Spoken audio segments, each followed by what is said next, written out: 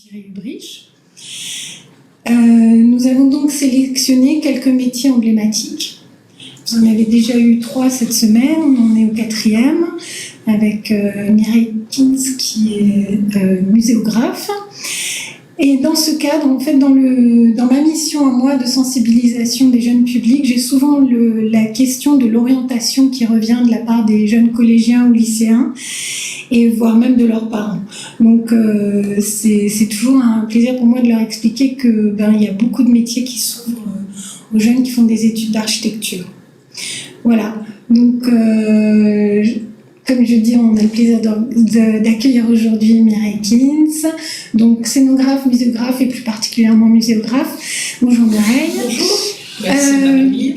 Avec plaisir. Donc, qu'est-ce que tu peux nous dire sur ton choix d'études post-bac? Est-ce que tu t'attendais à aller vers ce métier-là? Est-ce que c'était le but depuis le départ? En fait, j'ai fait un baccalauréat scientifique, plus précisément à l'époque un bac D, mathématiques et biologie, et j'hésitais à l'époque entre 2 voies. En fait, j'étais préoccupée par les questions du bien-être humain, plus particulièrement. Donc j'hésitais entre médecine, qui sont les soins à la personne, et architecture aussi, parce que autour de moi, j'avais des gens qui pratiquaient ou qui étaient proches du milieu d'architecture, et le lien aussi par rapport à l'élaboration de cadres de vie et du bien-être à la fois de la personne et de la société de façon plus élargie. Et donc j'étais admise à l'école d'architecture et du coup je me suis lancée dans cette voie avec plaisir d'ailleurs, un cursus qui m'a beaucoup plu, à l'école d'architecture de Strasbourg, dont je garde un souvenir formidable, quoi. Et voilà. D'accord, donc c'était pas dans le but de faire de la scénographie muséographique? Pas tout de suite. Non, pas tout de suite. D'accord. Et donc à quel moment, du coup, tu t'es orientée vers ce choix-là et peut-être tu as choisi des modules au cours de tes études plus en lien avec ça? Déjà, les études en elles-mêmes offraient ce temps annexe aussi de pouvoir découvrir d'autres univers artistiques et de se questionner aussi sur la notion de croisement des arts entre l'architecture à proprement parler, mais aussi le spectacle vivant, les musées, les arts de la rue, enfin toutes ces choses-là, au travers des offres aussi étudiantes qu'il y avait à l'époque, permettaient de s'abonner à plein de théâtres à Strasbourg, en Maillot, au TMS, d'aller voir les musées, enfin, disons qu'il y avait vraiment de quoi se nourrir culturellement, et c'est là qu'a émergé l'idée de l'interaction aussi entre l'architecture et la scénographie, et ensuite plus précisément la muséographie, mais comment les deux pouvaient interagir, et l'un pouvait servir aussi de support ou de contenant et de lien l'un avec l'autre, et qu'on peut aussi être amené à emmener les gens dans des ailleurs au sein même de l'architecture. Donc en fait, ce que je comprends, c'est que dans les études même d'architecture, il existe des possibilités de se spécialiser là-dedans. Oui, tout à fait. Alors, avant la réforme des études d'architecture, à l'époque, en 5e année, il y avait sur un semestre, non, même sur 2 semestres de projet, il y avait la possibilité de suivre des ateliers ayant un lien avec des disciplines proches de l'architecture, mais parallèles. Donc, il y avait, de mémoire, il y avait scénographie et muséographie, enfin, scénographie, spectacle vivant, urbanisme, architecture éphémère, muséographie au sein de l'atelier de scénographie. Ah oui, voilà. Donc ça, c'était en 5e année, ou alors il y avait l'option paysage, il y avait l'option design. Donc évidemment, en toute logique, j'ai intégré l'atelier de scénographie, dans lequel j'ai été ensuite assistante des enseignants par la suite. Et puis voilà, donc après là, j'étais fixée sur mon idée d'exercer la profession de scénographe. D'accord. Et du coup, toi, tu m'as bien expliqué que tu avais complété cette formation d'architecte, puisque tu es arrivé jusqu'au diplôme. Oui, et tu l'as complété ensuite pour être encore mieux armé. Qu'est-ce que tu as fait? C'était plus pour acquérir tous les savoirs, tant au niveau de la culture générale, de l'histoire de la scénographie et des outils techniques nécessaires à la pratique de la profession. Donc j'ai passé mon diplôme d'architecte, DPLG, d'État, et j'ai fait un post-diplôme qui aujourd'hui existe toujours d'ailleurs, qui est à l'école d'architecture de Nantes. À mon époque, c'était à Clermont-Ferrand. Donc 2 années supplémentaires de spécialisation en scénographie qui débouchaient aussi sur un diplôme de spécialisation en scénographie. D'accord. Alors maintenant, veux-tu un peu nous parler du coup de ce en quoi consiste ce métier?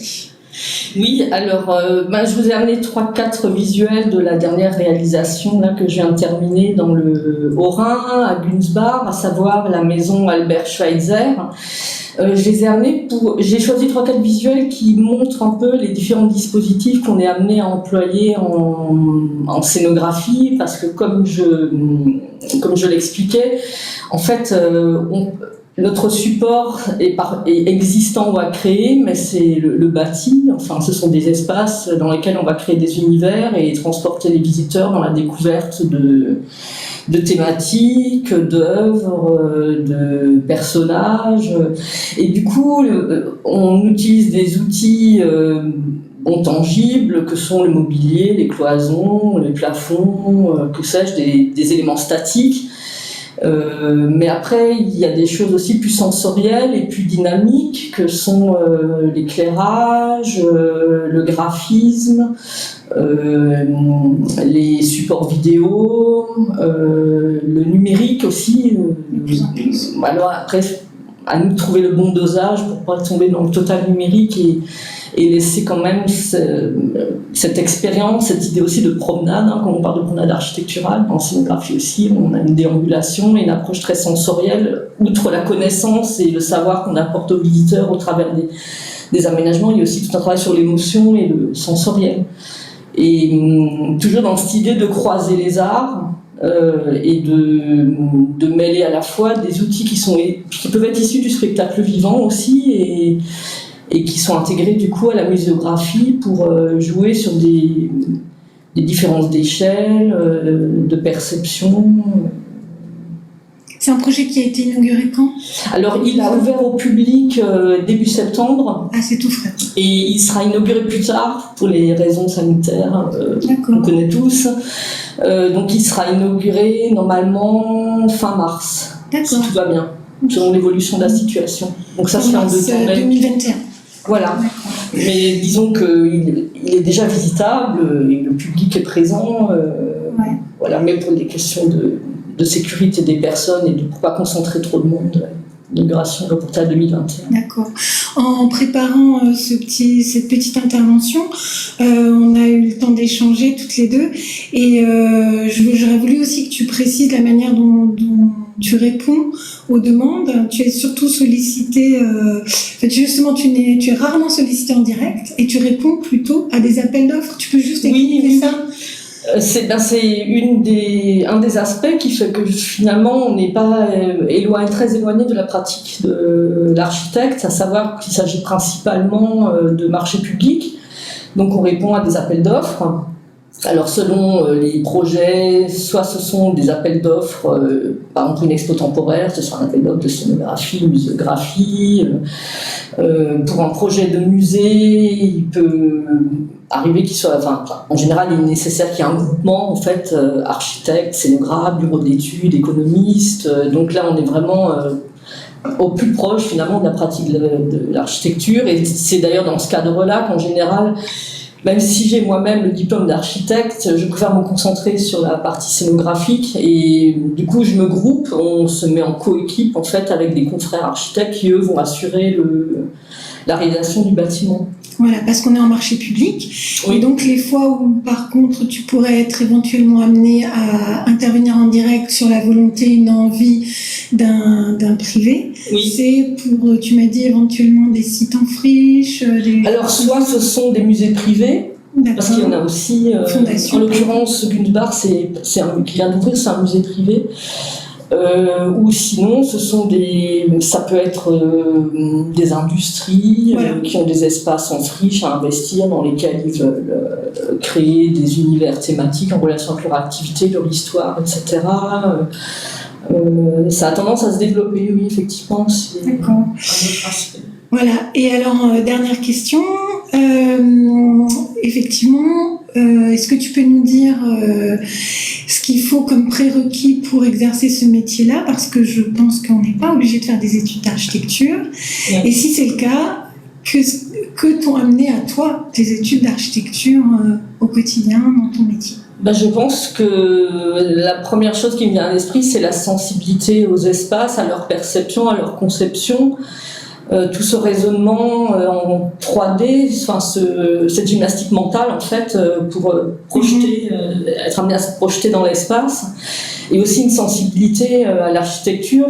C'est ce qui s'illustre notamment dans la pratique de la profession, où quand je travaille en collaboration avec des architectes qui vont réaliser le bâtiment, on parle le même langage, quoi. Enfin, on a des approches, j'ai des notions, de par ma formation d'architecte aussi, les contraintes techniques, je les intègre peut-être plus facilement. J'essaye de croiser au mieux le projet scénographique avec le projet architectural pour trouver le juste équilibre et avoir une harmonie aussi entre la scénographie et le bâtiment préexistant, quoi, ou le bâtiment qui est créé. D'accord, donc du coup tu as aussi une meilleure compréhension de l'espace, de l'écran que te prépare l'architecte. Oui, je pense que c'est vraiment cette notion-là, c'est la sensibilité à l'espace, quoi, la notion d'espace de manière générale, et puis après, dans un second temps, aussi l'intégration des aspects techniques, parce que malgré tout, en scénographie, on a des contraintes techniques assez pointues, donc et à nous de les conjuguer avec les contraintes techniques des bâtiments, et après, la conjugaison, en fait, des deux approches, quoi, scénographique et architecturale. D'accord. Bon, écoute, merci beaucoup, je crois que c'était assez complet. Merci à vous.